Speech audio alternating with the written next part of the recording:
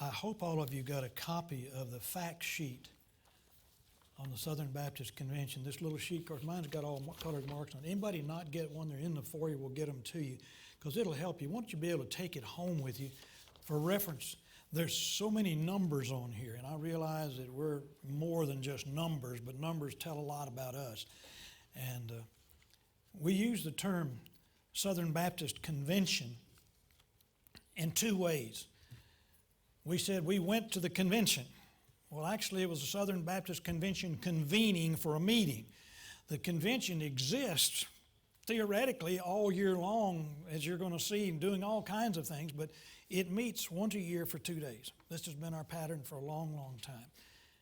And I can tell you from the very beginning that we try our best to stay unified on the topic that they chose as the theme for this year's convention. It says, the gospel above all. Gospel above all. And that's important because there's always going to be side issues. There's always going to be things that people disagree on. When you've got a lot of people together, we're not going to agree on everything. But we can agree. The gospel, that's what it's all about. Sharing Jesus, that's what it's all about. When we disagree with our brothers and sisters on something, when we get the chance to share Jesus together, I can stand shoulder and shoulder with somebody that I don't agree with about some other issues and say, let's share Jesus. That's what we're really all about.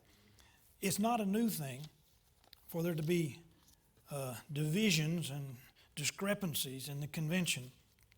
As I mentioned last Sunday night, very briefly, that my great-grandfather was at the very first convention. His pastor preached the first sermon in the Southern Baptist Convention. And since I've got my great-grandfather's diary, I've been able to read about some of the things that went on then. Our convention is divided. That's not new. It's been divided every single time since it was initially formed on some issue or another. Our divisions now, I don't think, are quite as great as they had back during the Civil War and preceding the Civil War. There were people in the Southern Baptist Convention that wanted to hang on to slavery because this is our way of life. We're the South. We've got slaves. We've got to have it for our crops.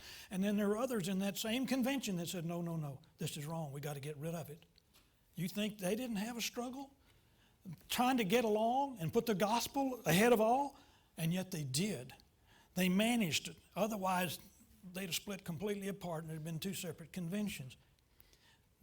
My great-grandfather's pastor who preached that first message, and by the way, he became the president of it a couple of times, and he was very involved in it. And he pastored a church in Baltimore, Maryland that was unbelievably divided. In his congregation, there were families that had people fighting for the Union and people fighting for the Confederacy in the same church. I'm glad I'm not that pastor. Wow. That is a tremendous man of God. But I'm saying all that to say this. It's not unusual for people to go to a convention where ideas are being expressed and motions are being made and decisions are being made and different things are taking place to say, I don't agree with that. I don't agree with that. Oh, I do agree with that, but I don't agree with that.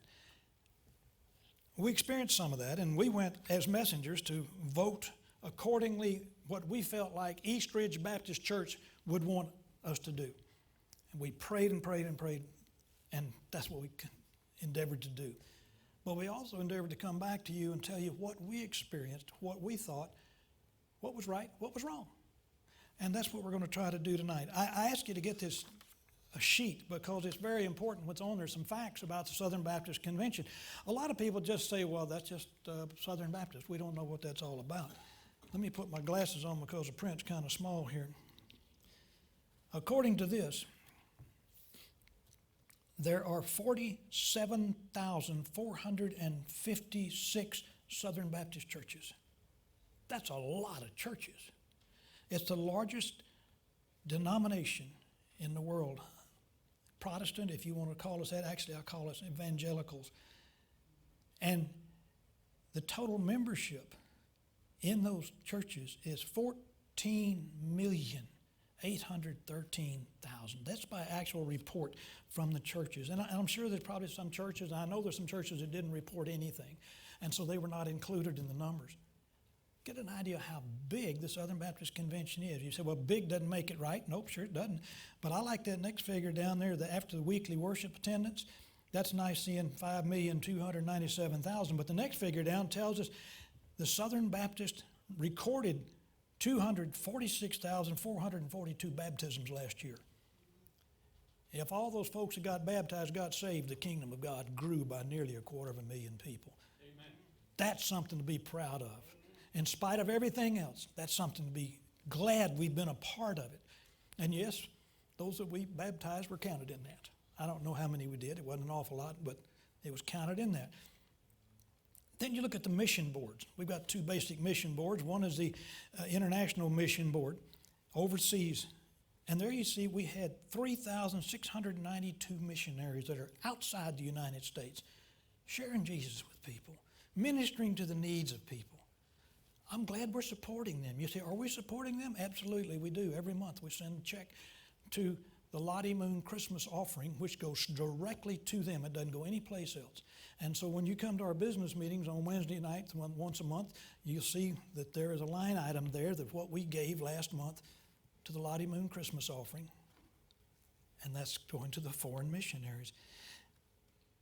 And then you see domestic missionaries. That's the North American Mission Board is what it's called, that controls all of that and directs all of that and funds all of that. We've got 5,097 missionaries in North America, United States, Canada, Mexico. We're supporting that. We do that through our Annie Armstrong Easter offering, but we do it all year long, month after month as well.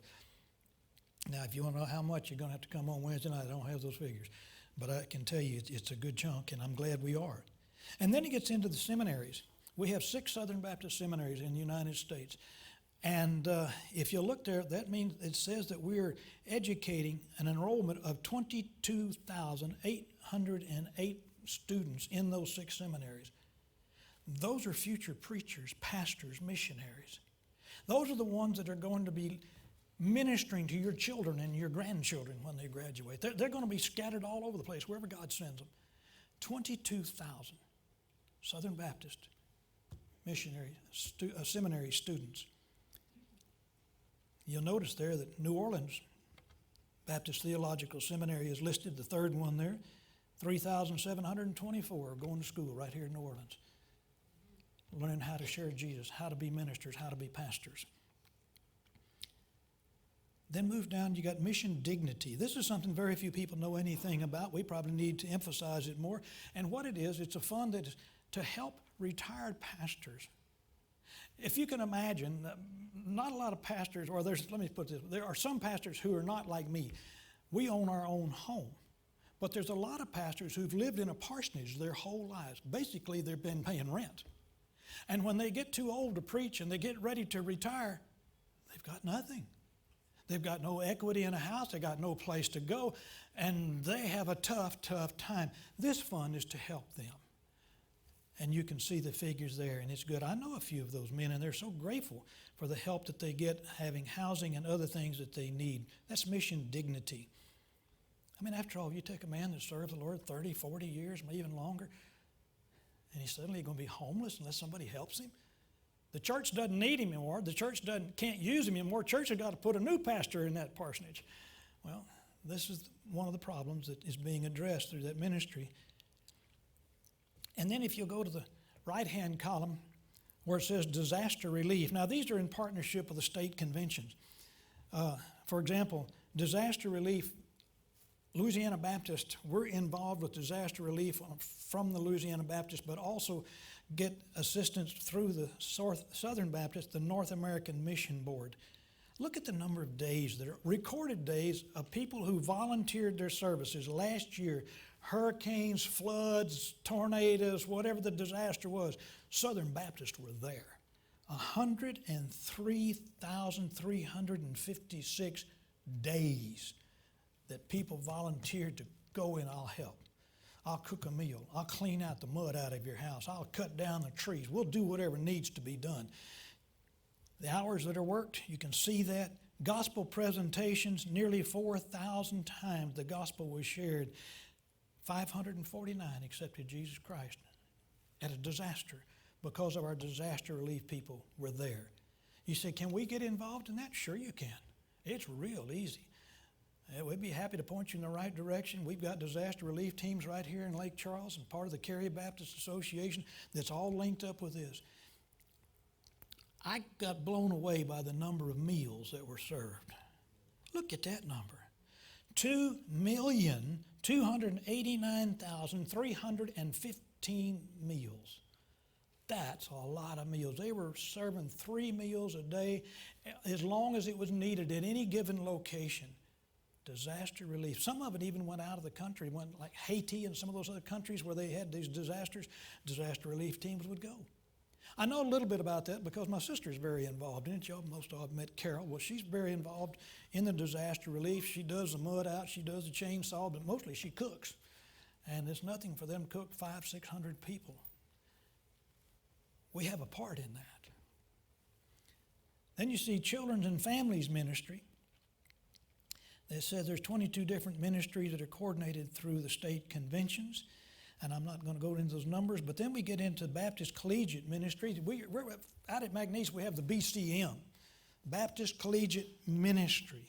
And there you can see that there are 778, just like the one we've got at McNeese, reaching college students for Jesus, foreign students, local students, trying to help them plug in, help them to grow in Christ. 74,738 students recorded, involved, and 10,576 were saved on college campuses because of the BCM. Thank God we have a part in that. And then we go down to racial and ethnic diversity. And this kind of gives you a breakdown of how we are, because we're perceived as an all-white denomination. In reality, we're not. We're mostly white, but not totally. If you see Anglo churches, there's 38,940. That's actual churches, and then it says 40,400 congregations. Well, that includes missions that are not constituted as a church. We got lots and lots of churches, and those are the white churches. Then you got the African American church, Hispanic and Korean, Native American or Indian, if you would, Haitian, Chinese, Filipino, multi-ethnic churches, and on the list goes. So we're not just an all-white denomination, and we're trying to become less of an all-white denomination than we are right now. This was one of the emphasis that we heard, because that's not what our world is like right now. Trying to reach out across the cultural barriers wherever we can. The main thing is gospel above all, wherever we can, to whoever we can. And then it tells about the giving, how much money is actually given, and the figures are just mind-blowing. I can't imagine $9,601,534,950, but that's what was reported that came into Southern Baptist churches. Take everything that came into our offering and the next church's offering, the next church, put it all together. And that's what they said we reported came in. And of that, 463 million were given to the cooperative program. The average percentage that a church gave was 4.82%. A tithe? No, not even half a tithe. But that's the average across the board.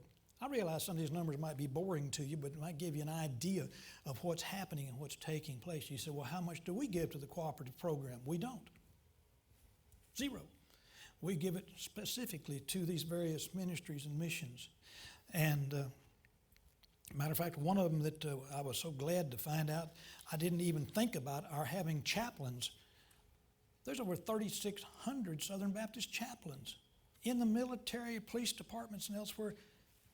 Trained chaplains, funded by Southern Baptist money, and it comes through the North American Mission Board. Because when I saw this, man, we need to help those guys. And I said, oh, we are, okay. Never mind, we're going to Annie Armstrong Easter offering, and that's North American Mission Board. So yes, we are helping there. Before we changed our giving away from the cooperative program about a year ago, we were giving 14%. Not 14%. That's a good number. I mean, that's a bragging on number, okay? We are still giving 14%, but it's not going to the cooperative program because we're specifying where it goes. And we can specify even more. For example, if in those seminaries, if we decided we want to give something to New Orleans Seminary and not all the others, maybe that one out in California, we don't like them. We don't want to give to them. We want to give to New Orleans because that's our folks. We can do that. We can give whatever we want to. We're an autonomous church. We can do whatever we choose to do that we feel like God's directing us to do. And so maybe that'll help answer some questions for somebody. And then you'll see down at the bottom what was given to the Lottie Moon Christmas offering and Annie Armstrong and those total numbers. I hope that helps give you some idea of the scope of what Southern Baptists are doing and have done this last year.